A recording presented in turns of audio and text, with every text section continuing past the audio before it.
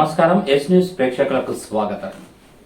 కుటుంబ పాలనపై కాంగ్రెస్ ప్రభుత్వం కొట్లాడి తెలంగాణలో అధికారం చేపట్టిన సందర్భంగా పెద్దపల్లి పార్లమెంటు టికెట్ను ఒకే కుటుంబానికి చెందిన నాయకునికి పంపిణీ చేయడం శోచనీయమన్నారు యువజన కాంగ్రెస్ పార్టీ మాజీ జాతీయ కార్యదర్శి ఊట్ల వరప్రసాద్. పెద్దపల్లి పార్లమెంట్ అభ్యర్థి గడ్డం వంశీకి వ్యతిరేకంగా మీడియా సమావేశం నిర్వహించారు. పెద్దపల్లి పార్లమెంటు టికెట్ తనకు కేటాయించకపోవడంతో ఆవేదనకు గురై తన అనుచరులతో కలిసి మీడియా సమావేశం నిర్వహించారు యువజన కాంగ్రెస్ మాజీ జాతీయ కార్యదర్శి ఊట్ల వరప్రసాద్. పార్టీ అధిష్టానం అభ్యర్థిని మార్చకుంటే వచ్చే నెల 5వ తేదీ నుండి పెద్దపల్లి జిల్లా కేంద్రంలో ఆమరణ నిరాహార దీక్ష చేస్తానంటూ హెచ్చరించారు. ఇప్పటికైనా పార్టీ అధిష్టానం అభ్యర్థిని మార్చాలంటూ విన్నవించారు. ఈ సందర్భంగా ఊట్ల వరప్రసాద్ మాట్లాడుతూ మంత్రి శ్రీధర్ బాబు, కాంగ్రెస్ పార్టీ జిల్లా అధ్యక్షుడు మక్కన్ సింగ్లను సంప్రదించకుండా ఏకపక్షంగా వంశీకి టికెట్ ఇవ్వడం ఏంటని ప్రశ్నిస్తున్నామని, రానున్న ఎన్నికల్లో పార్టీ టికెట్ను మాదిగ సామాజిక వర్గానికి కేటాయిస్తారనుకుంటే ఇప్పటికే ఒకే కుటుంబంలో 2 ఎమ్మెల్యే పదవులు అనుభవిస్తున్న కుటుంబంలోని వ్యక్తి వంశీకి కేటాయించడం శోచనీయమని, అధిష్టానం ఇప్పటికైనా పార్టీ అభ్యర్థిని మార్చకుంటే ఏప్రిల్ 5న పెద్దపల్లి జిల్లా కేంద్రంలో ఆమరణ నిరాహార దీక్ష చేస్తానన్నట్లు తెలిపారు. ఈ సమావేశంలో మాజీ జెడ్పీటీసీ సభ్యురాలు ఊట్ల రమ, కాంగ్రెస్ పార్టీ నాయకులు, కార్యకర్తలు, వరప్రసాద్ అభిమానులు తదితరులు పాల్గొన్నారు.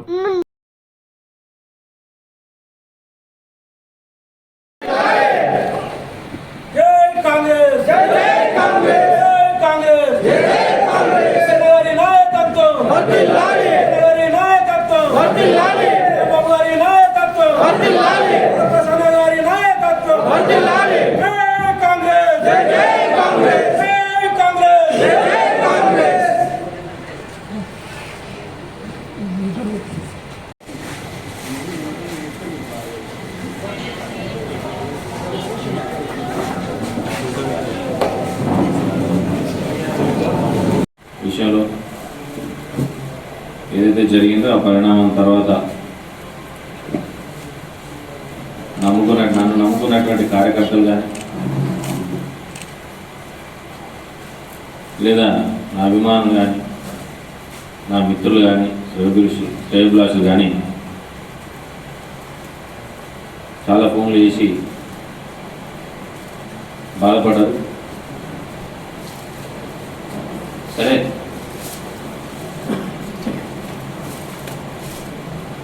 ఏదేమైనా ఈరోజు ప్రెస్ మీట్ పెట్టాలనేటువంటి ఆలోచన నేను పాత్రికేయ మిత్రుల ద్వారా మరొకసారి నా యొక్క ఆలోచనను ప్రజల ముందు ఉంచాలనేది నా యొక్క ఆలోచన.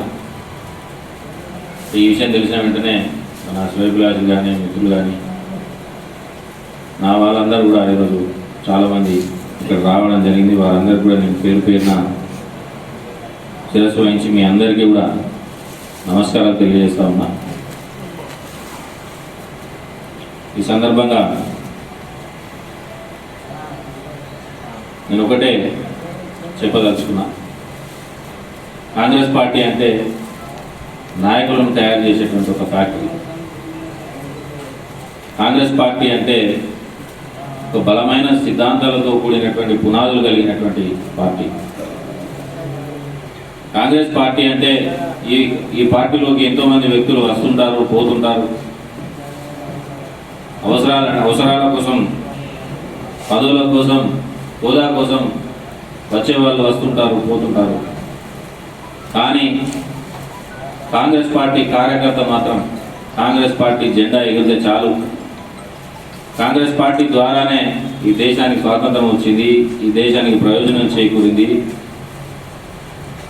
50-60 ఏళ్ళ కాంగ్రెస్ పాలనలో అంచెలంచెలుగా దేశాన్ని నిర్మాణం చేసినటువంటి పార్టీ కాబట్టి ఆ పార్టీతో కార్యకర్తలు కేవలం ఆ పార్టీ అధికారంలోకి వస్తే చాలు, ప్రజలకు మేలు జరుగుతుందనేటువంటి ఒక బలమైన సంకల్పం, విశ్వాసం కలిగినటువంటి వ్యక్తులే కార్యకర్తలు. అలాంటి ఒక సామాన్య కార్యకర్త కుటుంబం నుంచి వచ్చినటువంటి వ్యక్తినే నేను. ఊట్ల వరప్రసాద్గా మీ అందరికీ నేను సుపరిచితునే. ఈ ప్రాంతానికి మీ వాడిగా, మీ మధ్యలో మీ తనలో నాలుగగా మీ వ్యక్తిగా నేను గుర్తింపు పొందినటువంటి వాడు. నా ప్రస్థానం మీకు మరగైంది ఏం లేదు. నేను నా తండ్రి ఈ కాంగ్రెస్ పార్టీలో ఒక కార్యకర్తలా మొదలై ఏదో ఒక రోజు పార్టీ నాకు అవకాశం ఇస్తుంది, ఎమ్మెల్యేగాను ఎంపీగాను అని సంకల్పించి ఎన్నో విధాలుగా పార్టీకి సేవలు అందించి ఆయన కూడా గ్రామ స్థాయి మొదలుకొని జిల్లా స్థాయి వరకు వివిధ హోదాల్లో పార్టీకి పనిచేసి ఒక అవకాశం కోసం ఆయన పార్టీ ఏదో రోజు నాకు అవకాశం ఇస్తుందని ఎదురు చూశారు. కానీ దురదృష్టం ఆయన 2010లో యాక్సిడెంట్ రూపంలో మృత్యు కబలించింది. నా తండ్రిని కోల్పోయింది. ఆ తర్వాత అప్పటికే నేను NSUI విభాగంలో పనిచేసినటువంటి వ్యక్తిగా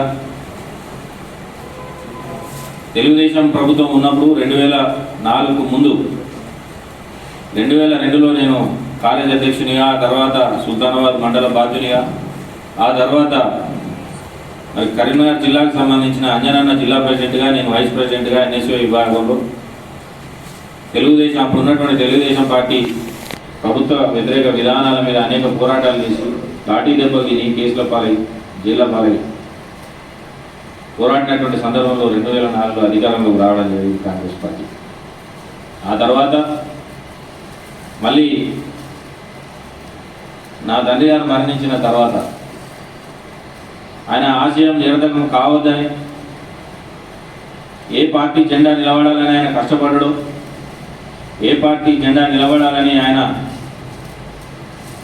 తన జీవితాంతం తిప్పలు పడి కాంగ్రెస్ పార్టీకి తన జీవితాన్ని అంకితం చేసిండో, ఆ కాంగ్రెస్ పార్టీ కార్యకర్తగా, ఆ కాంగ్రెస్ పార్టీలో పనిచేసినటువంటి వ్యక్తిగా మళ్ళీ నేను ఆ జెండాను పట్టుకొని కాంగ్రెస్ పార్టీ సంక్షేమమే నా యొక్క ధ్యేయంగా ఒక్కొక్క మెట్టు పనిచేస్తూ ఏదో రోజు పార్టీ నన్ను గుర్తిస్తుందని, ఏదో రోజు నాకు కూడా అవకాశం వస్తుందని నా తండ్రి ఏ విధంగా నేను ఆశించాడో అదేవిధంగా నేను కూడా ఆశించి ఒక్కొక్క మెట్టు మీ కళ్ళ ముందనే పనిచేసుకుంటూ వచ్చిన.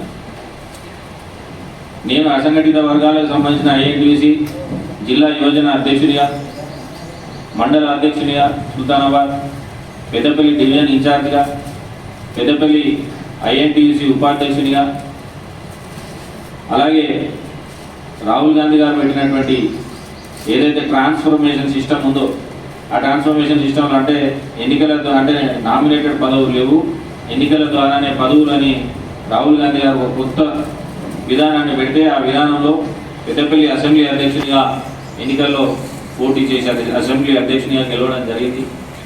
ఆ తర్వాత మరి మన ప్రాంత ప్రజలందరి ఆశీస్సులతోని నా సతీమణిని మంచి మెజార్టీతో ఇక్కడ జెడ్పీటీసీగా గెలిపించుకోవడం జరిగింది.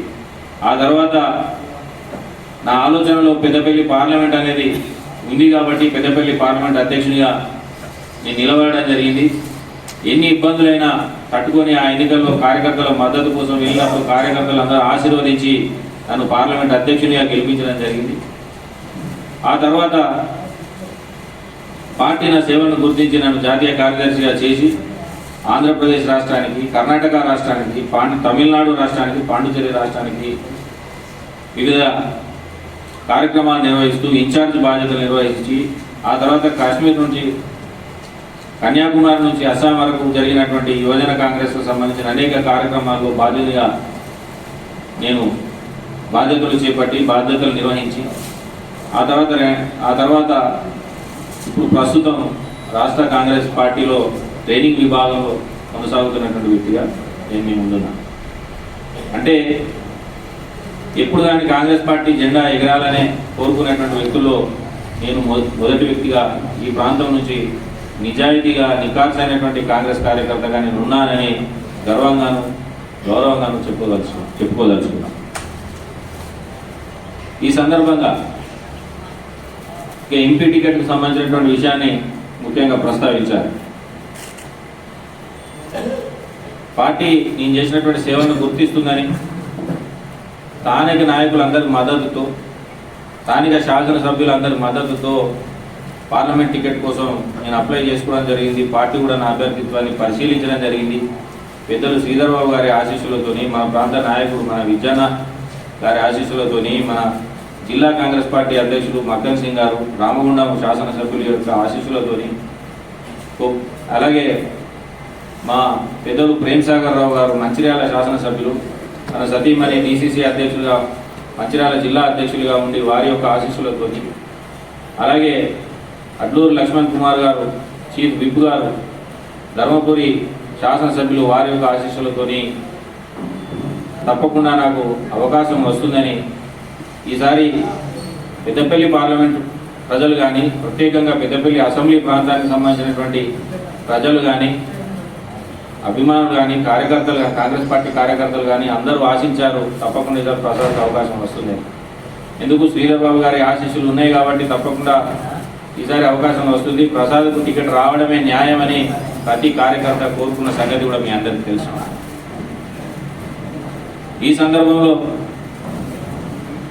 కేవలం 3 నెలల ముందు వచ్చినటువంటి ఒక కుటుంబానికి, కేవలం 3 నెలల ముందు వచ్చినటువంటి పార్టీలోకి వచ్చినటువంటి కుటుంబానికి చెన్నూరు శాసనసభ్యునిగా ఒక అవకాశం, వాళ్ళ సోదరునికి బెల్లంపల్లి ఎమ్మెల్యేగా ఆయనకు ఒక అవకాశం, ఈరోజు ఆయన కొడుకు వంశీకి అవకాశం ఇవ్వడం ఇది న్యాయమేనా? ఇది ఎక్కడి న్యాయం? ఇది ఎక్కడైనా ఉందా? ఒకే కుటుంబానికి ఇన్ని అవకాశాలు ఒకే కుటుంబానికి ఇస్తే ఈ పార్టీని నమ్ముకొని పార్టీలో ఏదో రోజు అవకాశం వస్తుందని సంవత్సరాల తరబడి, ఈ సంవత్సరం కాకపోతే ఇంకొక సంవత్సరం, ఈ 5 సంవత్సరాలు కాకపోతే మళ్ళీ 5 సంవత్సరాలు నాకు అవకాశం వస్తుందని ఎందుకు చూసి నాలాంటి కార్యకర్తల పరిస్థితి ఏందని నేను పార్టీ పెద్దలను అడుగుతా ఉన్నా. ఇదేం న్యాయం అండి? ఎక్కడైనా ఉందా ఇది? ఒక కుటుంబానికి 3 అవకాశాలా? ఇదేం పద్ధతి? పార్టీలో నాయకులు లేరా? పార్టీలో మిమ్మల్ని ప్రశ్నించే వాళ్ళే లేరా? ఇది ఎక్కడి విధానం? ఓవైపు కుటుంబ పాలననే కదా మనం పోరాటం చేసింది. కేసీఆర్ మీద మనం పోరాటం చేసింది ఏ నినాదంతో పోరాటం చేశాం? కుటుంబ పాలనకు వ్యతిరేకంగా పోరాటం చేసే కదా మనం ఈరోజు కుటుంబ పాలన అంతమొందించి ప్రజాపాలనను తీసుకొచ్చి ప్రజలకు ఇచ్చిన మాటలు నిలబెట్టుకోవడానికి ఒక తీవ్రమైనటువంటి ప్రయాస చేస్తున్నటువంటి తరుణంలో ఇలాంటి ఒక నిర్ణయం తీసుకోవడం ద్వారా ప్రజల ముందు రేపు మనం ఏ విధంగా సమాధానం చెప్పుకుంటామనేది మీరు ఆలోచించలేకపోయారా? ఆలోచించట్లేదా? లేకపోతే ఒక కుటుంబం కోసం కార్యకర్తల ఆత్మాభిమానం గురించి ఆలోచించకుండా ఏ విధంగా నిర్ణయం తీసుకుంటారని నేను పార్టీలో ఉన్నటువంటి పెద్దలను ప్రశ్నిస్తా ఉన్నా. నేను ఒక్కనే కాదు, వరప్రసాద్ ఒక్కడికి గురించి నేను మాట్లాడడం లేదు.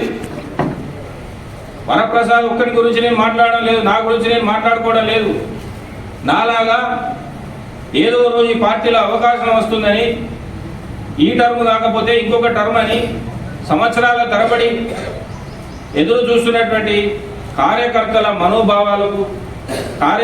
మనోభావాలను మీరు ఎందుకు పట్టించుకోలేదు? ఎందుకు మీరు మా గురించి ఆలోచన చేయలేదని నేను పెద్దలను ప్రశ్నిస్తా ఉన్నా.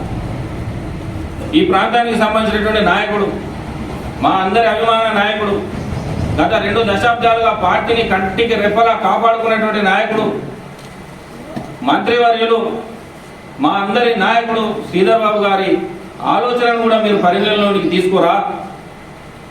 శ్రీధర్ బాబు గారు అంటే ఈ ప్రాంతానికి కార్యకర్తలకు ఒక దైవ స్వరూపంలాగా భావించేటువంటి వ్యక్తి. శ్రీధర్ బాబు గారు అంటే 20 సంవత్సరాలుగా పార్టీ కష్టకాలంలో, నష్టకాలంలో, మంచి చెడులో ఈ ప్రాంతంలో ఒక్కొక్క కార్యకర్త అంటే విద్యార్థి నాయకుడిని మొదలుకొని ఏ కార్యకర్త అయినా, ఏ నాయకుడైనా కూడా ఆయన నాయకత్వంలో మేమందరం పనిచేసినటువంటి వాళ్ళమే. ఇవాళ శ్రీధర్ బాబు గారి ఆలోచనను కూడా మీరు పరిగణలోకి తీసుకోకుండా ఏ విధంగా ఈ పెద్దపల్లి పార్లమెంట్ టికెట్ ఒక 30 సంవత్సరాల వ్యక్తికి,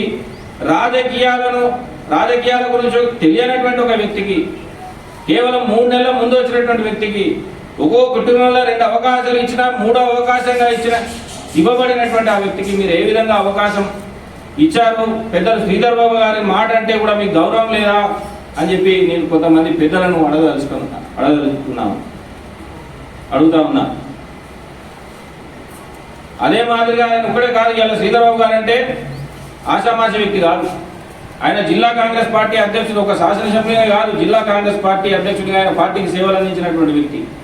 5 పర్యాయాలు ఎమ్మెల్యేగా, 3వ పర్యాయం మంత్రిగా ఈ ప్రాంతానికి సంబంధించిన కార్యకర్తలు ఎవరైనా కష్టకాలంలో ఉన్నప్పుడు, పార్టీ అధికారంలో లేనప్పుడు, ఎవరైనా అప్పుడు ఉన్నటువంటి అధికార పార్టీ ఒత్తిళ్లకు గురై కార్యకర్త బలహీనమైతే నేనున్నా, మీరు ధైర్యంగా ఉండండి, నేను మిమ్మల్ని కాపాడుకుంటా అని మమ్మలను కంటికి రెప్పలా కాపాడుకున్నటువంటి శ్రీధర్ బాబు గారి మాటను కూడా మీరు పట్టించుకోకుండా ఏ విధంగా మీరు టికెట్ అనౌన్స్ చేశారని చెప్పి నేను పెద్దలను ప్రశ్నిస్తా ఉన్నా. ఇది మాత్రమే కాకుండా మంచిర్యాల జిల్లాలో పెద్దలు ప్రేమ్ సాగర్ రావు గారు గత 15 సంవత్సరాలుగా ఉమ్మడి ఆదిలాబాద్ జిల్లాతో పాటు ప్రత్యేకంగా మంచిర్యాల జిల్లాలో కాంగ్రెస్ పార్టీ కార్యకర్తలను కంటికి రెప్పలా కాపాడుకుంటూ పార్టీ నాయకత్వాన్ని కార్యకర్తలందరికీ నాయకత్వం వహించి అక్కడ ఎన్నో కార్యక్రమాలు చేపట్టి ఎన్నో రోజులుగా పార్టీని కాపాడుతున్నటువంటి పెద్దలు ప్రేమ్ సాగర్ రావు గారి మాటను మీరు ఏ విధంగా పక్కకు పెట్టారని చెప్పి నేను అడుగుతా ఉన్నా. అది మాత్రమే కాకుండా మా జిల్లా కాంగ్రెస్ పార్టీ అధ్యక్షులు రాజ్ ఠాకూర్ మక్కన్ సింగ్ గారు, రామగుండం శాసనసభ్యులు, మరి ఆయన కూడా జిల్లా కాంగ్రెస్ పార్టీ అధ్యక్షునిగా, అలాగే కాంగ్రెస్ పార్టీలో షాప్ చైర్మన్గా వివిధ హోదాల్లో పార్టీకి సేవలు అందించినటువంటి వ్యక్తి, సుదీర్ఘ కాలంగా ఈ పెద్దపల్లి జిల్లాలో కానీ పార్లమెంట్లో కానీ ఏం జరుగుతుందో తెలిసినటువంటి వ్యక్తి మక్కన్ సింగ్ గారి అభిప్రాయాన్ని ఎందుకు మీరు పరిగణలోకి తీసుకోకుండా ఏకాభిప్రాయంగా ఒకటే దారిలో మీ ఇష్టం వచ్చినట్టుగా మీ నిర్ణయం ఏ విధంగా తీసుకున్నారని చెప్పి నేను పెద్దలను అడుగుతా ఉన్నా. అదే మాదిరిగా మా విజన్న, మా అందరికీ ప్రియమైనటువంటి నాయకుడు మా విజన్న అభిప్రాయాన్ని కూడా పరిగణలోకి తీసుకోకుండా, అలాగే అడ్లూరు లక్ష్మణ్ కుమార్ గారు ధర్మపురి శాసనసభ్యులు ఆయన యొక్క అభిప్రాయాన్ని పరిగణలోకి తీసుకోకుండా 5 ఎమ్మెల్యేలు మంత్రి గారితో సహా పెద్దపల్లి పార్లమెంటు ఇన్ఛార్జ్ గారితో సహా అందరూ చెప్పినా కూడా వాళ్ళందరి అభిప్రాయాలను పరిగణలోకి తీసుకోకుండా కేవలం ఒక్క వ్యక్తి కోసం ఈరోజు ఇంకొక వైపు పార్టీ కార్యకర్తలు బాధపడుతుంటే, పార్టీ కార్యకర్తలు ఓ వైపు ఆందోళన ఉంటే, ఇంకొక వైపు మాదిగ బిడ్డలు కూడా చాలా రోజులుగా ఈ పెద్దపల్లి పార్లమెంట్లో పోరాటం చేస్తున్నటువంటి సంగతి మనందరికీ కూడా తెలుసు. ఇవాళ పెద్దపల్లి పార్లమెంటు పుట్టినప్పటి నుంచి, పెద్దపల్లి పార్లమెంట్లో రిజర్వేషన్ ఏర్పడినప్పటి నుంచి వెంకటస్వామి గారి కుటుంబం తప్ప ఇంకొక కుటుంబమే ఇక్కడ లేదన్నట్లుగా ఇంకొకరికి అవకాశమే ఇవ్వలేదు. సరే, ఈసారి తప్పకుండా మాదిగల లోపల చైతన్యం వచ్చి వాళ్ళందరూ కూడా ఒక తాటి మీదకి వచ్చి గ్రామాల లోపల సుమారు ఎస్సీ జనాభా 26% ఉన్నటువంటి జనాభాలో సుమారు 18 నుంచి 20% ఉన్నటువంటి మాదిగ బిడ్డల ఆందోళనలు కూడా మీకు కనిపించలేదా? ఇంకొక వైపు పార్టీ కార్యకర్తలు, జెడ్పీటీసీలు, ఎంపీటీసీలు, సర్పంచులు ఈసారి తప్పకుండా కొత్త వాళ్ళకు అవకాశం ఇస్తే, పార్టీకి పనిచేసినటువంటి వ్యక్తికి అవకాశం ఇస్తే ఇది సరియైన సమయం. ఇప్పుడు తప్పకుండా గెలుస్తారు. గెలిచి ఈ పార్లమెంట్లో ఒక సామాన్య కార్యకర్త పార్లమెంట్లోకి పంపి స్థానికంగా ఉన్నటువంటి వ్యక్తి పార్లమెంట్లో కూర్చుంటే మన ప్రాంతానికి సంబంధించినటువంటి సమస్యలను పరిష్కరించుకోవడానికి అవకాశం ఉంటుందని చాలామంది కాంగ్రెస్ పార్టీ శ్రేణులు కానీ కార్యకర్తలు కానీ అందరూ కోరారు. ఇంతమంది అభిప్రాయాలను పక్కన పెట్టి ఒక్క వ్యక్తి కోసం మరి ఈ రాష్ట్రంలో ఉన్నటువంటి సుమారు 60 లక్షల మంది మాదిగల ప్రయోజనాలను పక్కన పెట్టారు. ఒక్క వ్యక్తి కోసం కాంగ్రెస్ పార్టీ కార్యకర్తల ఆత్మాభిమానాన్ని కూడా మీరు పక్కకు పెట్టారు. ఇది ఎక్కడి న్యాయం అని చెప్పి నేను పార్టీ నాయకత్వాన్ని ప్రశ్నిస్తా ఉన్నా. ఈరోజు మాకు వెంకటస్వామి గారి మీద కానీ, వెంకటస్వామి గారి కుటుంబం మీద కానీ మాకు ఎలాంటి వ్యక్తిగతమైనటువంటి ద్వేషం కానీ ఏది లేదు.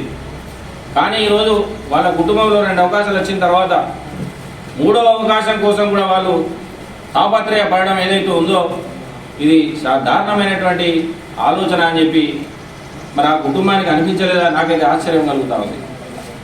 మీకు 2 పదవులతో సరిపోలేదు, ఒకటే కుటుంబంలో 3 పదవులు కావాలని తాపత్రయపడడం ఇది ఎక్కడి న్యాయం? మిమ్మల్ని భుజాల మీద కాంగ్రెస్ పార్టీ కార్యకర్తలు సుమారు 40 సంవత్సరాలుగా 4 దశాబ్దాలుగా కాంగ్రెస్ పార్టీ కార్యకర్తలు మిమ్మల్ని భుజాల మీద వేసుకొని మోసారు కదా. ఒక్కసారి కార్యకర్త, ఒక సామాన్య కార్యకర్తకు అవకాశం ఇచ్చి నీ చిత్తశుద్ధిని నిరూపించుకునే అవకాశం కదా ఇది. ఇట్లాంటి సమయంలో కూడా నువ్వు నీ కుటుంబ సభ్యునే ఎంచుకున్నావు తప్ప పార్టీ కార్యకర్తకు కానీ అవకాశం ఇచ్చి పార్లమెంటుకు పంపిస్తానని నువ్వు ఎందుకు అనుకోలేదు? నీ లోపల ఎక్కడుంది చిత్తశుద్ధి, ఎక్కడుంది అని మేము కార్యకర్తలు అందరి తరపున ఆక్రోశంతో బాధతో ఇలా ప్రశ్నిస్తా ఉన్నాం. నీ మీద మాకేం వ్యక్తిగత ద్వేషం లేదు, నీ మీద కానీ మీ కుటుంబం మీద కానీ మాకు ఎలాంటి వ్యక్తిగత ద్వేషం లేదు. కానీ రాజకీయానికి వచ్చేటప్పటికి పోనీ పార్టీ పట్ల నువ్వు నిజాయితీగా ఉన్నావా అంటే 2009లో నువ్వు సిట్టింగ్ కాంగ్రెస్ ఎంపీవి అయి ఉండి 2012లో కాంగ్రెస్ పార్టీకి అండగా ఉండాల్సినటువంటి సమయంలో ఒకవైపు తెలంగాణ ఉద్యమం జరుగుతూ ఉంటే సోనియా గాంధీ గారు తెలంగాణ ఏర్పాటు చేస్తారని చెప్పి ప్రకటించిన తర్వాత కూడా నువ్వు సోనియా గాంధీ గారి మాట మీద విశ్వాసం కంటే అప్పుడు ఈ టీఆర్ఎస్ పార్టీ యొక్క ఉచ్చులో పడి 2012లో నువ్వు పార్టీ మారింది నిజం కాదా? 2014లో కాంగ్రెస్ పార్టీ సోనియా గాంధీ గారి నేతృత్వంలో తెలంగాణ ఇచ్చిన తర్వాత అప్పుడు నువ్వు తెలంగాణ ఇచ్చింది కాంగ్రెస్ పార్టీ కాబట్టి కాంగ్రెస్ అధికారంలోకి వస్తుందనే ఒక ఆలోచనకు వచ్చి 2014లో నాలాంటి వాడు పార్టీ టికెట్ ఆశపడితే మళ్ళీ కార్యకర్తల ఆలోచనను పక్కన పెట్టి నువ్వు పార్టీలోకి రాగానే మళ్ళీ నీకు రెడ్ కార్పెట్ వేసి నీకు టికెట్ వచ్చింది నిజం కాదా? 2014లో అప్పుడు భానుప్రసాదరావు గారు ఎమ్మెల్సీగా ఉండ్రి. ఆ రోజు కాంగ్రెస్ పార్టీ 2014 ఎమ్మెల్యే అభ్యర్థి పెద్దపల్లి నుంచి ఉండ్రి. తను శ్రీధరబాబు గారితో మాట్లాడప్పుడు 2014లో నన్ను అప్లికేషన్ ఇవ్వమంటే అప్పుడు నేను వెనక ముందు ఆలోచన చేశాను. కానీ పెద్దలు నేనే చెప్తున్నా కదా మీరు అప్లై చేయవా మేము చూసుకుంటాం, అప్పుడు ఎవరు లేరు అభ్యర్థులు అంటే అప్పుడు నేను భానుప్రసాద్ గారి సూచన మేరకు అప్లై చేసుకోవడం జరిగింది. అప్పుడు కూడా వస్తుందేమో అనే ఆలోచనతో మేము ఉన్న సందర్భంలో వివేక్ గారు రానే వచ్చారు పార్టీలో. ఇంకెక్కడిది అవకాశం? ఆ తర్వాత 2019లో పార్టీలో ఆయన 2014 తర్వాత కాంగ్రెస్ పార్టీలోకి వచ్చి ఓడిపోయారు. ఓడిపోయిన తర్వాత మళ్ళీ 2015లో మళ్ళా టీఆర్ఎస్ పార్టీలోకి పోయింది. అప్పుడైనా మీరు కాంగ్రెస్ కష్టకాలంలో ఉంది, కాంగ్రెస్ పార్టీతో నిలబడతా, ఇది నా తండ్రి ఏదైతే కాంగ్రెస్ పార్టీలో నా తండ్రి నడిపించినటువంటి పార్టీ, నేను ఈ పార్టీలో నమ్మకంగా ఉంటాను ఆ రోజు కూడా మీకు అనిపించలేదే? ఆ రోజు కూడా మీకేం గొడవ, ఈరోజు మీకేం తక్కువ ఉంది? మీరు ఎందుకు మా పార్టీ మారాల్సినటువంటి అవకాశం వచ్చింది 2015లో? మళ్ళీ మీరు ఒకసారి పోయొచ్చారు, సరే పోయిండ్రు వచ్చిండ్రానంటే మళ్ళీ ఎందుకు పోయారు? మళ్ళీ 2019కి వచ్చేటప్పటికి బీజేపీ పార్టీ, మళ్ళీ 2023కి వచ్చేటప్పటికి కాంగ్రెస్ పార్టీ. ఏంది ఇది? నువ్వు కాంగ్రెస్కు నమ్మకమైనటువంటి వ్యక్తివి కావు. ఇవాళ నీకు అన్నదమ్ములు ఇద్దరికి అవకాశం ఇచ్చారు. అలాగే మీ దూరపు బంధువు ఇలా శాసనసభ స్పీకర్ నా బంధువే నా మావాడే అని చెప్పుకుంటాను. అంటే మీరు ఒక కుటుంబంలో ఆల్రెడీ ముగ్గురు ఉండగా ఇంకొక విషయం కూడా పెద్ద మనుషుల దగ్గర చర్చ చేసే సందర్భంలో మాకు తెలియవచ్చింది. మీరు కనుక మాకు టికెట్ ఇవ్వకపోతే, పార్లమెంట్ టికెట్ నా కొడుకు ఇవ్వకపోతే మేము రిజైన్ చేస్తాం అని చెప్పి పార్టీని బ్లాక్మెయిల్ చేసిన విషయం కూడా మాకు తెలియవచ్చింది. ఇదేం పద్ధతి అండి? ఈరోజు మీరు ఇప్పుడే బ్లాక్మెయిల్ చేస్తే రేపు నీ కొడుకునిచ్చి కార్యకర్తల కష్టం మీద మళ్ళీ నీ కొడుకును గెలిపించుకుంటే నా కొడుకు ఎంపీ, నేను ఎమ్మెల్యే, మా ఆయన ఎమ్మెల్యే, మా దూర చుట్టపు ఎమ్మెల్యే, స్పీకరు, మేము పార్టీ వదిలిపెట్టిపోతాం, నాకు మంత్రి పదవి కావాలంటావు కదా నువ్వు రేపు. అంటే నీకు పదవులు ఇవ్వడమే కాంగ్రెస్ పార్టీ పనిగా పెట్టుకున్నదా? నాయకులారా ఆలోచన చేయండి, కాంగ్రెస్ పార్టీలో ఉన్న పెద్దలారా మీరు ఆలోచన చేయండి. ఇలాంటి సంస్కృతి కాంగ్రెస్ పార్టీకి చాలా ప్రమాదకరం. కాంగ్రెస్ పార్టీ అంటే నాయకులను తయారు చేసేటువంటి ఒక ఫ్యాక్టరీగా కాంగ్రెస్ పార్టీకి పేరుంది. ఈరోజు వలసవాదులు, పెట్టుబడిదారులు ఈ విధంగా పార్టీలోకి ఇష్టం వచ్చినట్లుగా ప్రవేశించి ఇదే పార్టీని నమ్ముకొని సంవత్సరాల తరబడిగా పనిచేస్తున్నటువంటి కార్యకర్తలను పక్కకు నెట్టేసి ముందుకు పోతుంటే మీరు కేవలం చూస్తూ మీరు ఏ విధమైన స్పందన లేకుండా వాళ్లకు ప్రియారిటీ ఇచ్చుకుంటూ కార్యకర్తలు అవమానపడుతూ ఉంటే, కార్యకర్తలు పక్కకు పోతూ ఉంటే, కార్యకర్తలను పట్టించుకునే పరిస్థితి లేని వాతావరణం ఏర్పడుతున్నప్పుడు కార్యకర్త పరిస్థితి ఏంటి, కార్యకర్త మనోవేదన ఏందనేది మీరు ఆలోచన చేయరా అని చెప్పి నేను పార్టీ పెద్దలను ప్రశ్నిస్తూ ఉన్నా. కాబట్టి ఈరోజు పెద్దపల్లి పార్లమెంటు ప్రజలను, ప్రత్యేకంగా కాంగ్రెస్ పార్టీ కార్యకర్తలను నేను కోరుతా ఉన్నా, ఒకే కుటుంబానికి ఇన్ని అవకాశాలు ఇవ్వడం న్యాయమా? నేను అడుగుతా ఉన్నా కార్యకర్తలను, అలాగే కాంగ్రెస్ పార్టీ నాయకులను, దీన్ని ఏ విధంగా మనం ఒప్పుకోవాలి? ఈరోజు అధిష్టానం నిర్ణయం చేసింది, కొంతమంది అంటుండొచ్చు ఇలా అధిష్టానం నిర్ణయం చేసింది కాబట్టి మనం ఏ విధంగా అవి అట్లా మాట్లాడతాం, వ్యతిరేకంగా మాట్లాడతామని కొంతమంది అడగవచ్చు. కానీ ఈరోజు ఇది అధిష్టాన నిర్ణయం కాదు, కేవలం 4 గోడల మధ్యలో తీసుకున్నటువంటి నిర్ణయం అని నేను అంటా ఉన్నా. ఇది అధిష్టాన నిర్ణయం కాదు. ఇది సోనియా గాంధీ గారికి కానీ రాహుల్ గాంధీ గారికి కానీ వాస్తవాలు తెలియదు. ఇక్కడ నిజాలు తెలియకుండా ఎక్కడో కూర్చొని 4 కూర్చొని నిర్ణయం చేసుకొని ఒకే కుటుంబానికి 3 అవకాశాలు ఇవ్వడం అంటే ఇది మాలాంటి వాళ్లకు అవమానకరమైనటువంటి నిర్ణయం అని మేము భావిస్తా ఉన్నాం. ఈ పార్లమెంట్లో ఎవరు లేరని, ఈ పార్లమెంట్లో సత్తా ఎవరికి ఉందని ఇష్టం వచ్చినట్లుగా ఎవరికి వాడు మాట్లాడుకుంటూ మా కార్యకర్తల ఆత్మవిశ్వాసాన్ని దెబ్బతీసే విధంగా వ్యవహరించేటువంటి వాళ్ళందరికీ నేను జవాబు చెప్తా ఉన్నా. ఈ పెద్దపల్లి మాది, ఈ పెద్దపల్లి మాది. ఈ పెద్దపల్లి ప్రాంతం మీద మాకుంది మమకారం. మేము ఇక్కడ పుట్టాము, ఇక్కడ పెరిగాం. ఇక్కడ రేపు మేము చేస్తే మా శవాన్ని ఇక్కడ కాలబెడతారు. ఇది మాది పెద్దపల్లి. మా పెద్దపల్లి మీద మాకు మమకారం ఉంటుంది. సంవత్సరాల తరబడి మీ చేతుల్లో ఉన్న పెద్దపల్లికి ఏం చేశారు మీరు? సంవత్సరాల తరబడి మీ చేతుల్లో ఉన్నటువంటి పెద్దపల్లిని ఏం చేశారు? వెంకటస్వామి గారు అంటే మాకు గౌరవం ఇవ్వాలి ఉంది. ఎందుకుంది అంటే ఇంకో కొంత ఈ పెద్దపల్లి పార్లమెంట్కి ఏమైనా చేసినట్టే వెంకటస్వామి గారు. ఇలా వెంకటస్వామి గారికి రాజకీయ వారసులం, ఒరిజినల్ రాజకీయ వారసులం మేమే, మీరు కాదు. మీ కుటుంబం కేవలం వెంకటస్వామి గారి ఆస్తికి మాత్రమే వారసులు. మీరు రాజకీయ వారసులు కాదు. కేవలం పెట్టుబడిదారు రూపం ఎత్తి పెట్టుబడులు పెట్టుకుంటూ రాజకీయంగా కష్టపడినటువంటి కార్యకర్తలను పక్కకు నెట్టేసి అవకాశాలు తీసుకొని మాలాంటి వాళ్ళ ఉసురు పోసుకుంటున్నారు. ఇది మీకు మంచిది కాదు. ఇప్పటికైనా నేను ఆ కుటుంబానికి విజ్ఞప్తి చేస్తా ఉన్నా, మీకు ప్రకటింపబడినటువంటి టికెట్ను మీరు వెనుకకు తీసుకోండి. స్థానికంగా కష్టపడినటువంటి కార్యకర్తకు ఇచ్చే విధంగా మీరే ప్రయత్నించండి. అలాగే నేను పార్టీ పెద్దలను కోరుతా ఉన్నా, మీరు ఏదైతే ప్రకటన చేశారో ఈ ప్రకటనను పునఃసమీక్షించుకోండి. లేదంటే ఈ పార్టీకి, కాంగ్రెస్ పార్టీకి పనిచేసినటువంటి వ్యక్తిగా, కాంగ్రెస్ పార్టీ కార్యకర్తగా రేపు ఏప్రిల్ మొదటి వారంలో శుక్రవారం 5 తారీఖున న్యాయ పోరాట దీక్ష పెద్దపల్లి హెడ్ క్వార్టర్లో చేపట్టబోతా ఉన్నాం.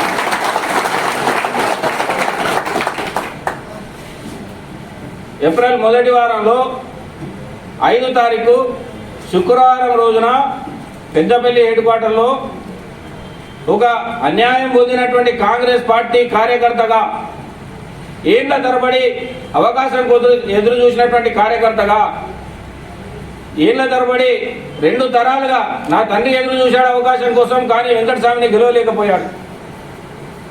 నేను ఇలా అవకాశం కోసం ఎదురు చూస్తా ఉన్నా. ఆ కుటుంబం పెట్టుబడిదారి కుటుంబంగా అవతరించి మాలాంటి వాళ్ళకు రావాల్సినటువంటి అవకాశాలను హరించకపోతా ఉంటే ఆవేదనతో ఒక కార్యకర్తగా ఈరోజు నేను చెప్తా ఉన్నా, న్యాయ పోరాటానికి దిగబోతా ఉన్నా. ఈ న్యాయ పోరాటంలో నేను కార్యకర్తలను ఒకటే అడుగుతా ఉన్నా, వరప్రసాద్ని మీరు కాపాడుకుంటారా లేకపోతే పొడగొట్టుకుంటారా? మీరే ఆలోచన చేయమని నేను ప్రజలకు కానీ కార్యకర్తలకు కానీ విజ్ఞప్తి చేస్తూ ఉన్నా. ఇక మాకు కార్యకర్తలుగా, పార్టీకి పనిచేసినటువంటి వ్యక్తులుగా మాకు ఇంకొక ప్రత్యామ్నాయం కనబడడం లేదు. మేము పోరాడేది సామాన్యులతో కాదని మాకు తెలుసు. మేము పోరాడుతున్నది ఒక పెట్టుబడిదారితో, ఎవరినైనా మేనేజ్ చేయగలిగినటువంటి సత్తా ఉన్నటువంటి ఒక వ్యక్తితో, అట్లాంటి ఒక వ్యక్తులతో మేము పోరాటం చేయబోతా ఉన్నాం. ఈ పోరాటంలో ప్రజల తరపున నేనుంటే కేవలం డబ్బును చేతిలో పట్టుకొని ఒక పెట్టుబడిదారి రూపంలో పనిచేసేటటువంటి వ్యక్తి ఇంకొక వైపు ఉన్నాడు. కాబట్టి నేను ఒకటే పాత్రికేయ మిత్రుల ద్వారా నేను కోరుతా ఉన్నా, ఆ కుటుంబం మీద ఎందుకు మాకు ఎలాంటి వ్యక్తిగతమైనటువంటి ఆక్రోశం లేదు, కానీ వాళ్ళు కేవలం మా కార్యకర్తల హక్కులను హరించేటువంటి విధానం ఏదైతే ఉందో, ఎందుకంటే చెన్నూరులో కనుక చూసుకుంటే నామినేషన్ తెల్లారి అయిపోతుంది అనగా లాస్ట్ డేట్ ఉన్నదనగా వచ్చి పార్టీలో చేరి అక్కడనే పనిచేస్తున్నటువంటి అక్కడనే పార్టీ టికెట్ కోసం చేరినటువంటి నల్లా రోజులని 3 సార్లు ఎమ్మెల్యే ఒకసారి విప్పు అలాంటి వ్యక్తిని కూడా పక్కకు దోసేసి అదే ప్రాంతంలో నూకాల రమేష్ అని ఇంకొక సోదరుడు యువజన కాంగ్రెస్ మిత్రుడు ఆ నియోజకవర్గం అంతా పాదయాత్ర చేసిండు, సుమారు 30,000 మెంబర్షిప్ చేసిండు. అలాంటి వ్యక్తిని కూడా పక్కకు పెట్టేసి వీళ్ళు రాగానే రెడ్ కార్పెట్ వేసి వీళ్ళకి అవకాశం ఇచ్చారు. అది ఏ కార్యకర్త సామాన్య కార్యకర్త అయినా గెలిచే సీటు, అలాంటి సీటును కూడా అక్కడ ఉన్నటువంటి కార్యకర్తలు ఇలా అన్యాయం అయిపోయి ఆయనకు అవకాశం ఇచ్చారు. వాళ్ళ త్యాగం కాదా? బెల్లంపల్లిలో ఆడ శంకర్ అని కాంగ్రెస్ పార్టీ సీనియర్ నాయకుడు ఉన్నాడు, శారదక్క అని ఇంకొక సోదరి మని ఉంది, ఇంకా ఎంతోమంది అక్కడ సోదరులు ఎమ్మెల్యే టికెట్ ఆశించినటువంటి కాంగ్రెస్ పార్టీ కార్యకర్తలు ఉన్నారు. వాళ్ళందరినీ కూడా కాదని వినోద్ గారికి అవకాశం ఇచ్చినప్పుడు అక్కడ ఉన్నటువంటి కార్యకర్తలు చేసింది త్యాగం కాదా? మళ్ళీ వీళ్ళందరూ త్యాగం చేయగా ఇప్పుడు మళ్ళీ మేము కూడా పార్లమెంట్లో ఉన్న వాళ్ళం కూడా నీ కొడుకు కోసం మళ్ళీ త్యాగం చేయాలన్నా? ఇదేం పద్ధతి? ఇదేం ఆలోచన? దయచేసి కార్యకర్తలారా, ప్రజలారా ఆలోచన చేయమని చెప్పి నేను విజ్ఞప్తి చేస్తూ, ఈరోజు శ్రీధర్ బాబు గారి ఆలోచనకు వ్యతిరేకంగా మా శాసనసభ్యులందరి ఈ పార్లమెంటు పరిధిలో ఉన్నటువంటి 5 మంది శాసనసభ్యుల ఆలోచనకు వ్యతిరేకంగా తీసుకున్నటువంటి నిర్ణయాన్ని సమీక్షించుకోవాలని చెప్పి నేను పార్టీ పెద్దలను కోరుతా ఉన్నా. అది మాత్రమే కాదు ఒకవేళ పునఃసమీక్షించుకుంటామనేటువంటి ప్రకటన రాకపోతే వచ్చే నెల ఏప్రిల్ 1వ వారంలో 5వ తారీఖు శుక్రవారం రోజు న్యాయ పోరాట దీక్షకు కూర్చోబోతా ఉన్నాం. ఈ న్యాయ పోరాట దీక్ష యొక్క లక్ష్యం ఏంటంటే పార్లమెంట్ టికెట్ పార్టీ కార్యకర్తకు వచ్చుడు, లేకపోతే వరప్రసాద్ సచ్చుడు, ఇంతే, ఇక వేరే లేదు. ఇది పెద్ద మనుషులందరి ఆలోచన, పెద్ద మనుషులందరూ కూడా ఈ విషయాన్ని తెలియజేయడం జరిగింది. ఇక ఇంతకన్నా మాకు ప్రత్యామ్నాయం ఏం లేదు, ఇంతకన్నా మేము ఇంకా వెనుకకు పోయేది కూడా ఏం లేదు. ఇంకా అయిపోయింది. మా ఆత్మాభిమానానికి దెబ్బ కొట్టిన తర్వాత రేపు రాబోయే రోజుల్లో 2026 తర్వాత పార్లమెంట్లో పునర్విభజన అయితే మాకు రిజర్వేషన్ ఉంటుందో తెలియదు, ఉండదో తెలియదు. ఇది మాకు చివరి పోరాటం. కాబట్టి కార్యకర్తలకు అవకాశం ఇవ్వాల్సిన సమయం. ఇలా నియోజకవర్గం అంతా కూడా కాంగ్రెస్ ఎమ్మెల్యేలు గెలిచినప్పుడు, ప్రజలంతా కాంగ్రెస్కు మద్దతుగా నిలబడుతున్నప్పుడు మరి కార్యకర్తకు అవకాశం ఇవ్వాల్సినటువంటి అనుకూలమైన సమయం ఇదే. కాబట్టి పార్టీ పునరాలోచన చేసి అభ్యర్థిని మార్చి మాకు అవకాశం కల్పిస్తే సరే, లేదనంటే న్యాయ పోరాట దీక్షకు సిద్ధమవుతా ఉన్నాం. ప్రజల మధ్యలోనే మా పోరాటం ఉంటుంది, ప్రజల క్షేత్రంలోనే మా పోరాటంలో మేము ఈ ప్రజల మధ్యలోనే న్యాయాన్ని తెలుసుకుంటామని చెప్పి, మీరు ఒకవేళ పార్టీ పెద్దలు పునఃసమీక్షించకపోతే ప్రజల మధ్యలోనే న్యాయాలను మేము తేల్చుకుంటామని చెప్పి ఈ ప్రెస్ మీట్ ద్వారా మిత్రులందరికీ తెలియజేస్తా ఉన్నాం. వంశీ అభ్యర్థిత్వాన్ని ప్రకటించడాన్ని తీవ్రంగా వ్యతిరేకిస్తా ఉన్నాం. ఇంకొక వైపు అన్ని కుల సంఘాలు, అన్ని ప్రజా సంఘాలు, అన్ని వర్గాల ప్రజలు ఈ నిర్ణయాన్ని తీవ్రంగా వ్యతిరేకిస్తూ ఉన్నారు. కాబట్టి నేను పార్టీ పెద్దలను కోరేది ఒకటే, ఈ నిర్ణయాన్ని పునఃసమీక్షించుకోండి, మాలాంటి కార్యకర్తలకు అవకాశం కల్పించండి. మేము ఇన్ని రోజులుగా ఈ పార్లమెంట్లో ఎన్నో ఇబ్బందులు పడి పార్లమెంటు పరిధిలో ఎన్నో కష్టాలకు కోర్చి, ఎన్నో నష్టాలకు కోర్చి, మంచి చెడులకు కోర్చి పార్టీని కాపాడుకునేటువంటి వ్యక్తులు మేము. మాలాంటి వాళ్ళకు అవకాశం కల్పించే విషయంలో పార్టీ పునరాలోచించుకోవాలి. లేదంటే అదే ప్రజా సంఘాలు, అదేవిధంగా అన్ని కుల సంఘాలు, అలాగే ప్రజల మద్దతుతో దీక్షకు పూనుకుంటామని చెప్పి, న్యాయ పోరాట దీక్షకు పూనుకుంటామని మరి మీ అందరికీ మరొకసారి తెలియజేస్తా ఉన్నా. ఈరోజు ఇక్కడ కూడా వాస్తవంగా పెద్దలు లచ్చన్న కానీ మా ప్రభాకరణ కానీ మరి కుల సంఘాల తరఫున రావడం జరిగింది. అలాగే మిగతా అంతా కూడా మా పార్టీ కార్యకర్తలు మరియు సేవకులాచులు మిత్రులు అంతా కూడా హాజరు కావడం జరిగింది. అయిన వాళ్ళందరూ వచ్చినటువంటి వాళ్ళందరూ కూడా పేరున నేను కృతజ్ఞతలు తెలియజేస్తా ఉన్నాను.